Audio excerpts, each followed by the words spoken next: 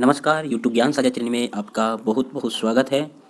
आज मैं आप सभी को इस वीडियो के माध्यम द्वारा यह बतलाने वाला हूँ कि माध्यमिक एवं उच्च माध्यमिक स्कूल में प्रधानाध्यापक या प्रधानाध्यापिका कैसे बने और बनने के बाद इनकी क्या क्या सुविधाएं हैं, ये हम आपको बतलाने वाले हैं।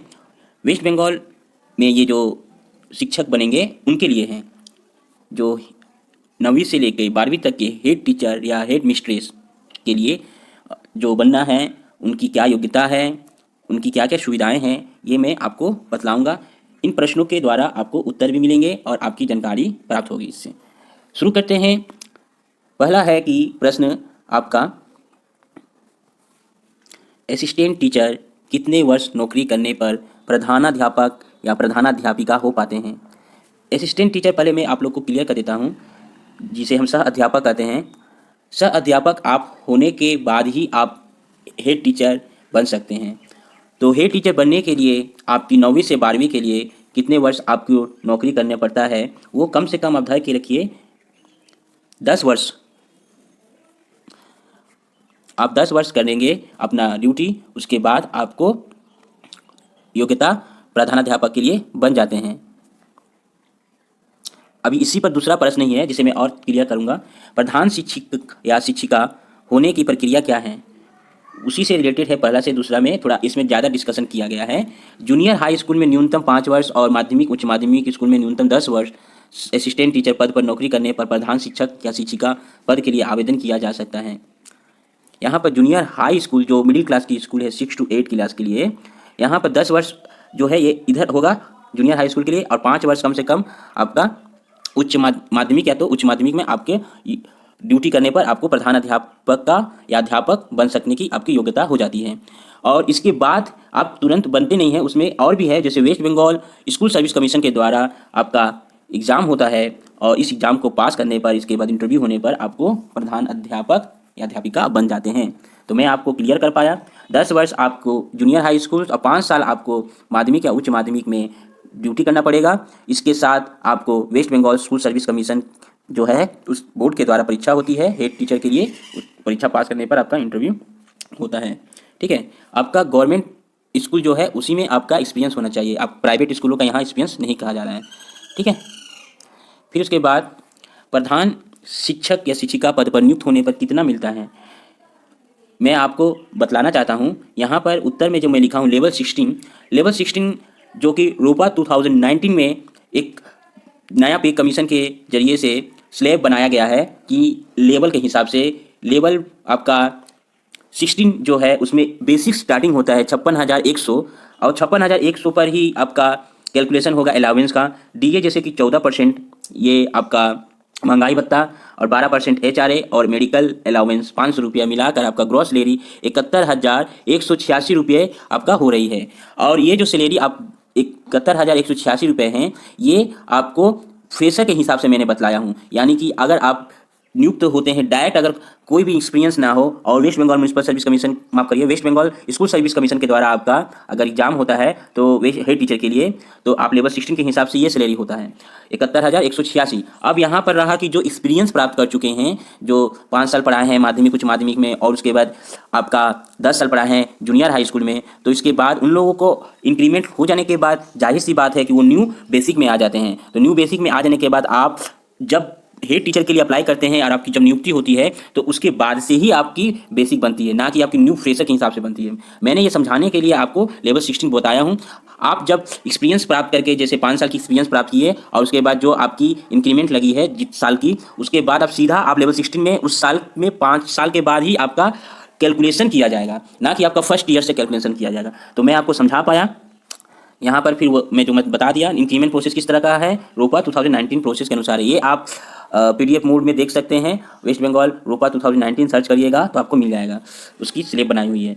स्कूल के कार्य छोड़कर और कौन कौन सा कार्य करना पड़ता है जब हेड टीचर आप बनेंगे, तो आपको अनेक तरह का कार्य करना पड़ता है। जैसे कि अभी गवर्नमेंट ऑफ वेस्ट बंगाल के द्वारा उन्नयन कार्य के लिए Kanyashree, Shikshashree, Swami Vivekananda matric cum scholarship, Oasis इस पोर्टल में जो आपका SC ST OBC के विद्यार्थीगण की scholarship, mid day meal, minorities scholarship, इसके साथ साथ आपकी सबूत साथी, टैब जो बच्चों को दिया जाता है 11-12 के विद्यार्थियों को, ये सारे चीज़ें को देख रेख करना पड़ता है। मतलब कि आपको उन बच्चों से अप्लाई करवाना पड़ता है, उनको आप अप्लाई करने के बाद जो अमाउंट है वो उनको दिया जाता है, और सारी चीज़ों का गणना आपको करना पड़ता है। हर विभाग बनाया जाता है, उस विभाग के जरिए से आप ये काम को देख रेख अपने मॉनिटरिंग के हिसाब से करते हैं।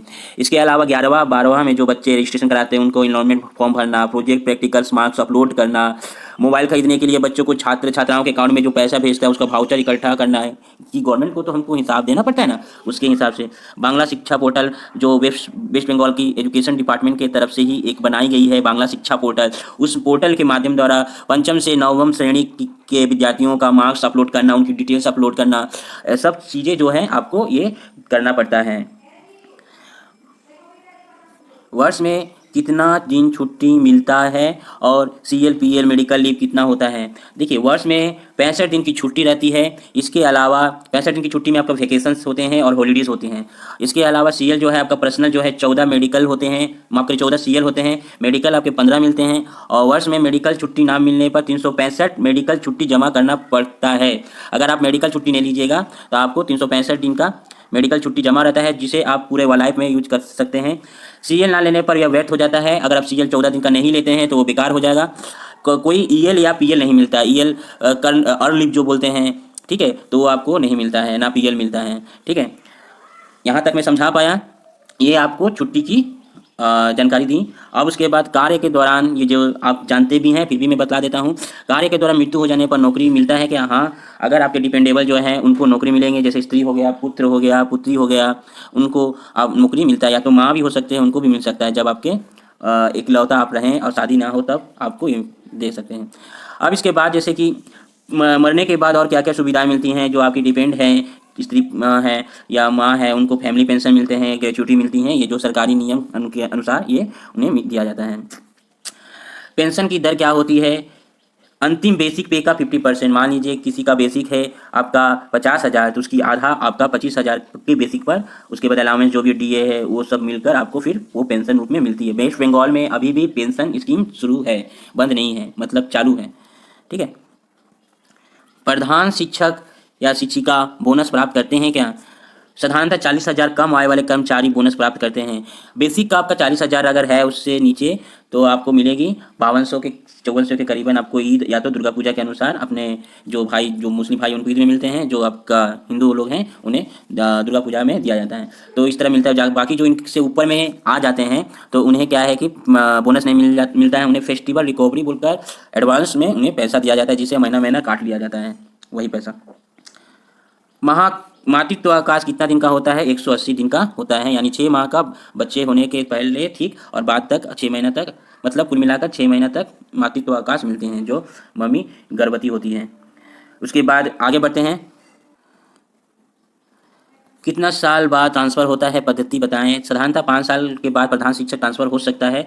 उससे उत्तोश्री एक पोर्टल बनाया गया है वेस्ट बंगाल के द्वारा, वेस्ट बंगाल गवर्नमेंट के द्वारा। उसमें आपकी सर्विसेज की जानकारी देनी पड़ती है कि प्रेजेंट पोस्टेड कहाँ है, कितने साल तक ड्यूटी किए हैं। उसके बाद आपकी प्रायोरिटी के अनुसार आपको ट्रांसफ़र दिया जाता है। आगे क्या है? प्रधान शिक्षक या शिक्षिका प्राइवेट ट्यूशन कर सकते हैं क्या? नहीं, प्राइवेट ट्यूशन आप नहीं कर सकते हैं, ये नियम है। आगे बढ़ते हैं। हायर क्वालिफिकेशन होने पर, जैसे कि डॉक्टरेट, MPhil इत्यादि होने पर इंक्रीमेंट होता है क्या? नहीं, इस तरह का कोई इंक्रीमेंट हायर क्वालिफिकेशन के जरिए नहीं होती है। प्रधान शिक्षक शिक्षिका स्कूल के कार्य हेतु किसी को नियुक्त कर सकते हैं क्या? अगर हमें ज़रूरत है प्रधान शिक्षक हम बने और उसके बाद हमें किसी को रिक्रूटमेंट करना है, तो आप यहाँ पर प्रश्नों को द्वारा उत्तर को समझें। किसी स्थायी पद के लिए तो नहीं कर सकते, किंतु आवश्यकता अनुसार part time, guest teacher, clerk, computer supervisor, night guard etcetera पद के लिए अस्थायी नियोग कर सकते हैं। इसके लिए गवर्नमेंट फंड नहीं देता, इसे हमें स्कूल के फंड द्वारा ही देना पड़ता है। तो ये जो है पार्ट टाइम के रूप में या गेस्ट टीचर के रूप में क्लर्क भी अपॉइंट होते हैं, कंप्यूटर जो है सुपरवाइजर है, नाइट गार्ड एक्सेट्रा, ये सब कर सकते हैं, किंतु इसका गवर्नमेंट कोई पैसा नहीं देता है, इसे स्कूल ही टीचर अपने फंड के द्वारा देते हैं। तो सारी जानकारी मैंने दी आपको समझ में आया होगा कि हेड टीचर बनने के लिए क्या योग्यता है, क्या सुविधाएं हैं। ऐसे आप जान के रखिए कि अभी 6 से लेकर 12 तक जो भी टीचर बनेंगे उन्हें BEd कंपलसरी है। साथ ही साथ 6 to 8 के लिए West Bengal TET upper primary का अलग से कंडक्ट कराते हैं, और उसके बाद से फिर आपका एग्जाम अगर नया प्रोसेस में डालेंगे तो हो सकता है, नहीं तो उसके बेस पर रिक्रूटमेंट होता है। 6 to 8 के लिए, 9 से 12 के लिए असिस्टेंट टीचर के लिए बीएड और मास्टर डिग्री होना चाहिए। और आपको वेस्ट बंगाल में SLST state level selection test होता है, उस टेस्ट को पास करना पड़ता है। पास करने के बाद आप असिस्टेंट टीचर के रूप में आपका नियुक्ति होता है। तो ये सारी जानकारी मैंने आपको बतलाया। अच्छा लगा हो तो जरूर से जरूर वीडियो को लाइक और मेरे चैनल को इसी तरह इन्फॉर्मेशन पाने के लिए सब्सक्राइब और अपने दोस्तों में शेयर जरूर करें। अगर किसी प्रकार की जानकारी आपको चाहिए तो कमेंट बॉक्स में जरूर से जरूर लिख के भेजें। आप सभी को वीडियो सुनने देखने के लिए बहुत बहुत धन्यवाद।